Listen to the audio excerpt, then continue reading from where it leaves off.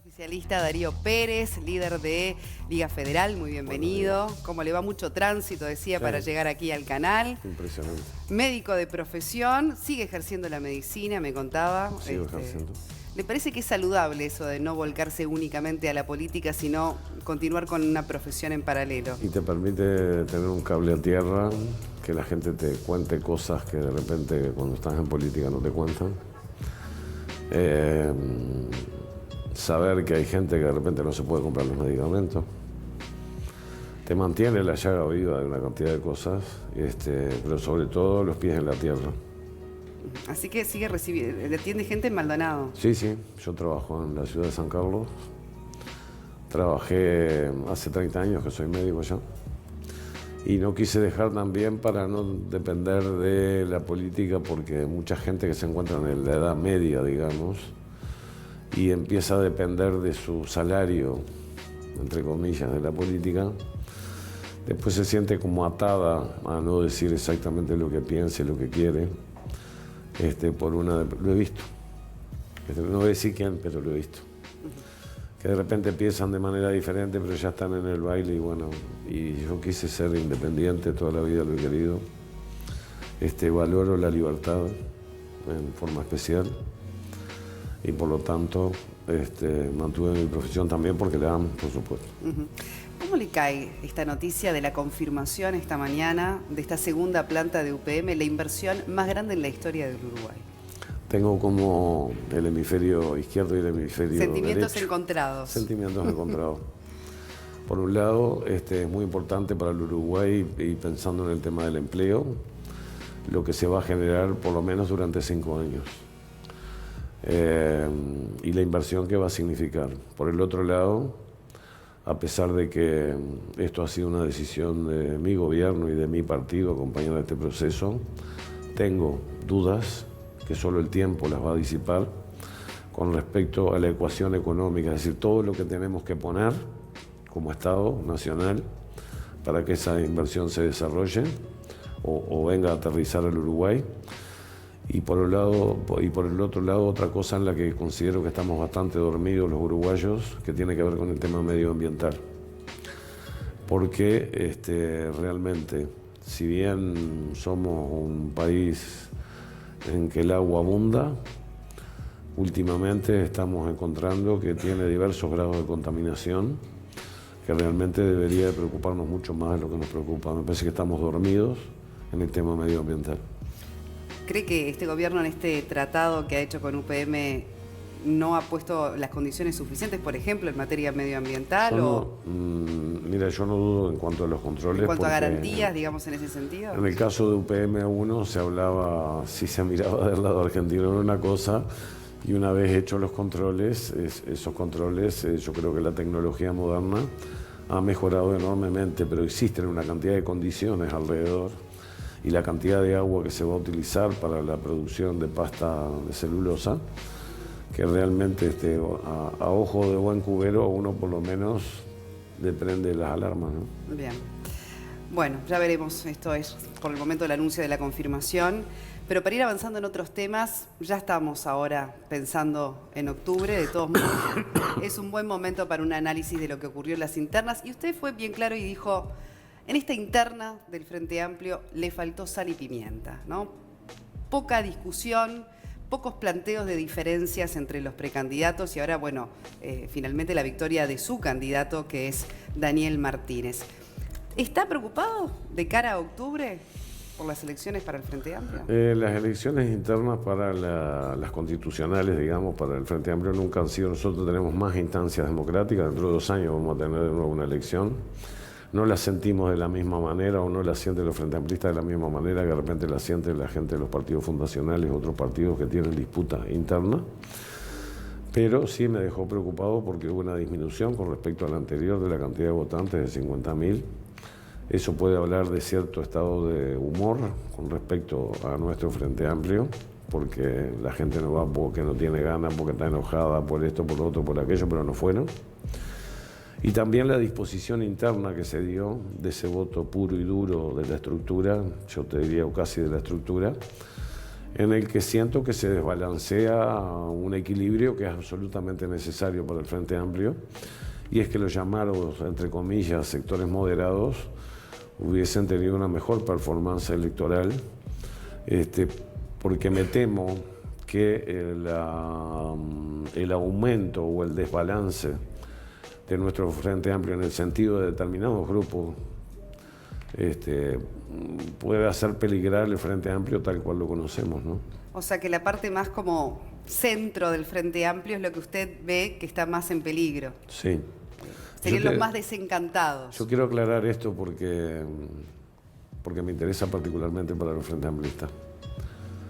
Yo ideológicamente me siento un tipo de izquierda, pero la práctica y el lugar en el que se pone el pueblo uruguayo hace que tú, por más que te encuentres en determinado punto del arco ideológico, tengas que tener en cuenta que en nuestro país la gente se autodefine particularmente como de centro en su inmensa mayoría.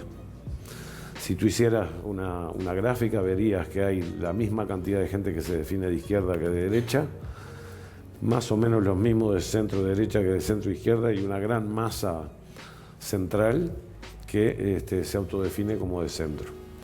Cuando ves eso, te das cuenta de la importancia que tiene para la lucha electoral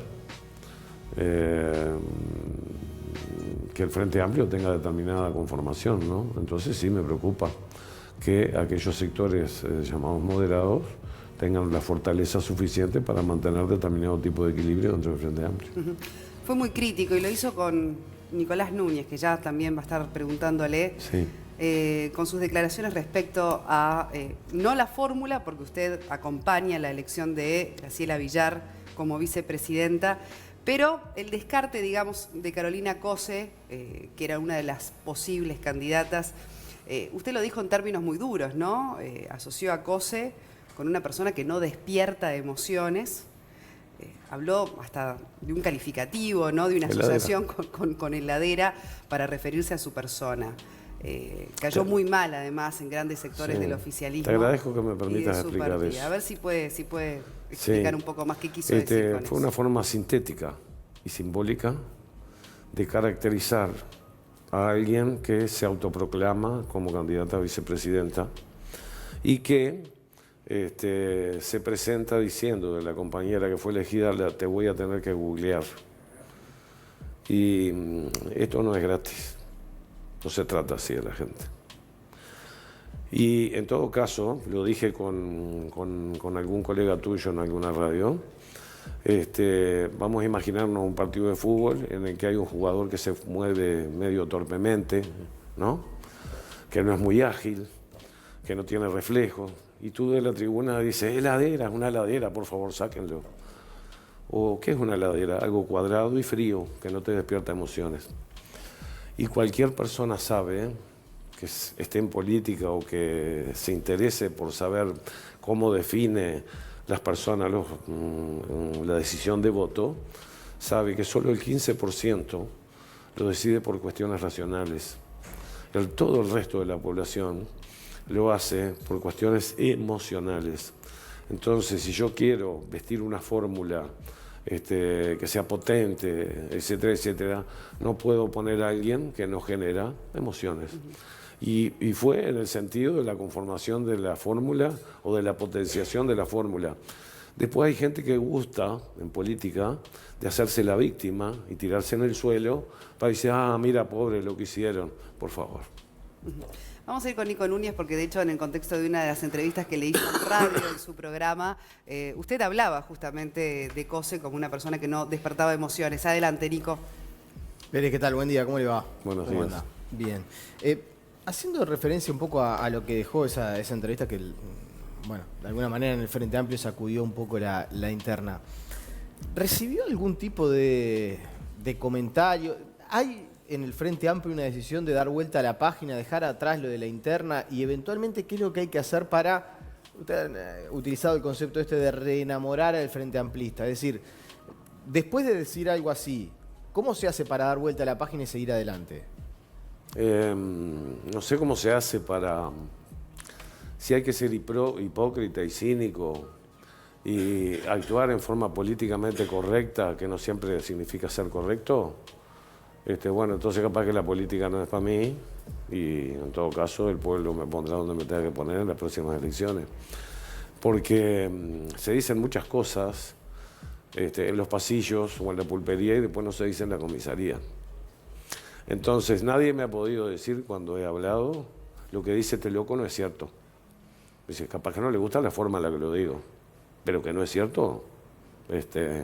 Las consideraciones que yo hice las piensa el 80% de los Frente Amplistas. ¿Y no merita de alguna manera por la forma, no sé si un pedido de disculpa, pero sí, bueno, decir, la verdad no quise ser agresivo? No me voy a disculpar. Es lo que pienso.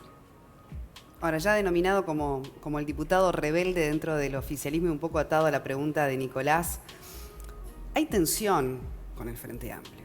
Hay presiones. Usted ha también admitido que tiene presiones para que deje la fuerza.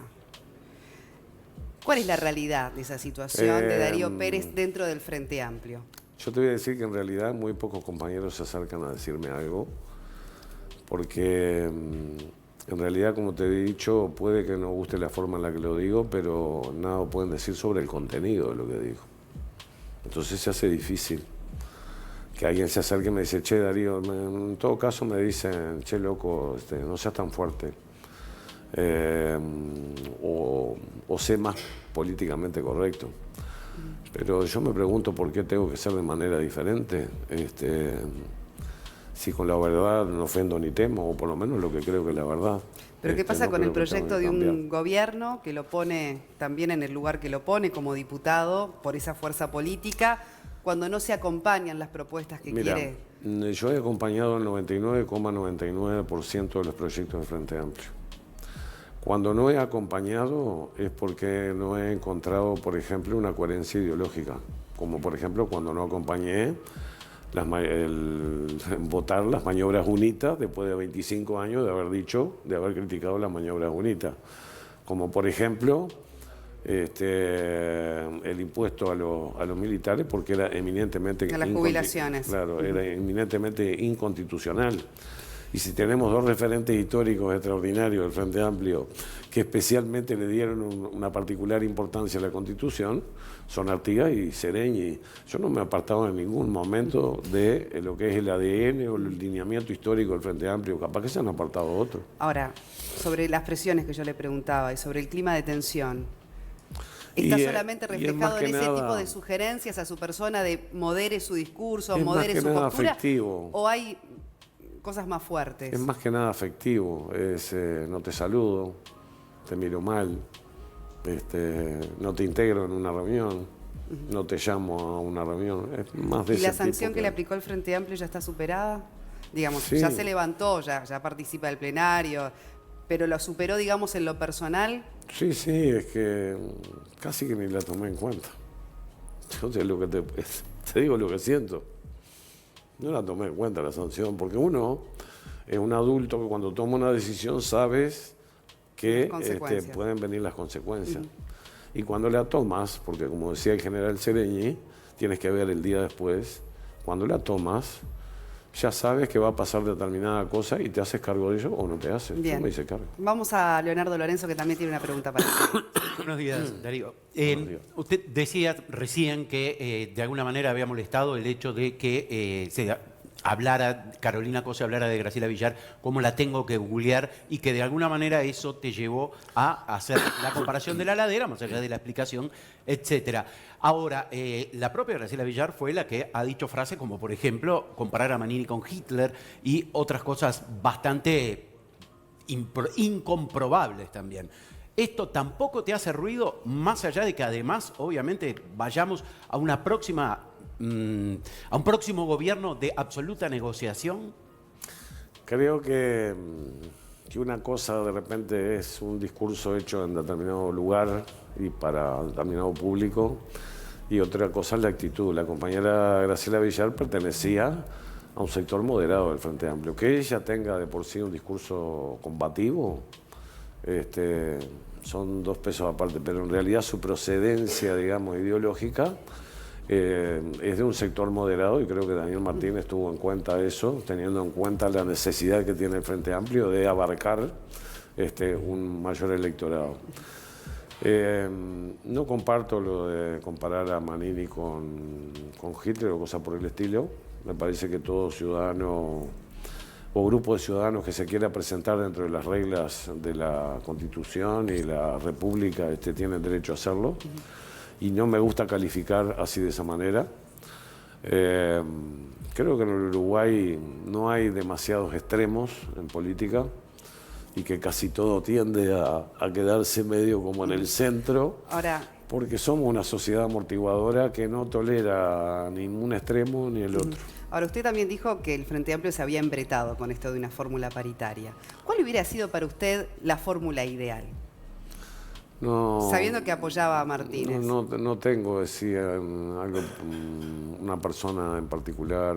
Pero cuando lo dijo que se había embretado con lo de la fórmula, no es Claro. que tenía usted un candidato que le parecía que era el mejor para alcanzar el resultado de octubre, ¿no? Claro, porque se quitó el 50% de posibilidades estadísticamente. Claro, digo, Y además, de alguna manera, después la fórmula del Partido Nacional llevó más todavía a evitar la posibilidad de cambio, y también nuestro propio candidato que decidió que la fórmula, que estaba totalmente de acuerdo en que la fórmula bien. fuera paritaria. En los últimos minutos, ¿quiere ser intendente de Maldonado? ¿Ese es el objetivo? Yo quiero, lo que realmente quiero es una sociedad más justa. El destino que te lleve, por mi profesión, ves que todas las cosas personales que tú puedas hacer, yo puedo salir de acá e irme, morirme. Y el cajón del lado de adentro no tiene una repisa para las copas, no tiene monedero para el dinero y no tiene estantes para las copas. Lo que realmente quiero desde que era joven era un cambio en la sociedad. Yo sigo pensando y tengo en mi corazón el deseo de cambiar el mundo. El mundo es gigantesco, entonces tengo que cambiar mi balcón. Mi balcón es el Uruguay. ¿Qué tiene que cambiar Y el país otro que no más cambió en chiquito, y estos el años otro de más gobierno? chiquito, el de Maldonado, también lo quiero cambiar, por supuesto. Porque creo que existen oportunidades y que cuando uno tiene compromiso, tolerancia y ganas, realmente puedes cambiar las cosas. O sea, es un deseo. Es un deseo. Pero no estoy pensando en mi persona. Si pensara en mi persona, me había metido en un grupo grande y estaba recontra cómodo. Mira qué posibilidades algunas tuve. Bueno, con No su hubiera- anhelo de libertad podría haberle complicado las No cosas. hablaría de la forma en la que hablo si fuera pensando en mi persona. Pienso realmente en cambiar las cosas y ese es mi deseo. Y encuentro esa posibilidad de cambiar dentro de esa fuerza política que fue creada hace más de 40 años, que es el Frente Amplio. Por lo tanto, sigo ahí. Porque, al igual que en la iglesia, porque soy cristiano, de repente no me gusta el papa que hay en ese momento, pero sigo siendo cristiano. Y en un partido político te pasa lo mismo. No estrictamente, de repente no te gusta lo que está pasando con los hombres que dirigen en ese momento, que no es el caso, porque yo me he hecho el gusto con elegir a que sea Martínez nuestro candidato. Pero de repente hay momentos de la vida en la que no te sientes estrictamente conforme, pero yo no dejo de ser frente amplista, por más crítico que pueda ser hacia algunas cosas. Bien. Pero también hay que resaltar que el Frente Amplio ha sido capaz de conducir al Uruguay y ponerlo dentro de, también por las cosas que se hicieron antes, pero mantenerlo dentro de los 20 países más democráticos del mundo, de tener uno de los mejores ingresos per cápita de América Latina y de haber distribuido mejor, porque así es reconocido por la mayoría de los organismos internacionales, y de distribuir mejor la riqueza, mejor que cualquier otro O sea, país usted ha de dicho América algo Latina. así como usted quiere cambios en el futuro, pero usted dice que esos cambios solamente los puede hacer la izquierda. Realmente, Básicamente pero no porque eso. ellos sean, porque hayan más malos o más buenos, porque tenemos pensares diferentes y porque pensamos que los sectores conservadores van a tender a restringir una cantidad de derechos logrados durante todo este tiempo, y los sectores progresistas queremos ¿Es tan así? ¿Cree que realmente es así? Yo creo que sí, porque está en la génesis o en la impronta o cómo se ve que se van a solucionar las cosas. Tampoco digo, me pongo en situación de tremendista, mira, qué espantoso si gana, no. Creo que los gestos de un gobierno conservador van a ser totalmente diferentes a las de un gobierno progresista. Bien. Darío Pérez, diputado, gracias por habernos acompañado esta mañana.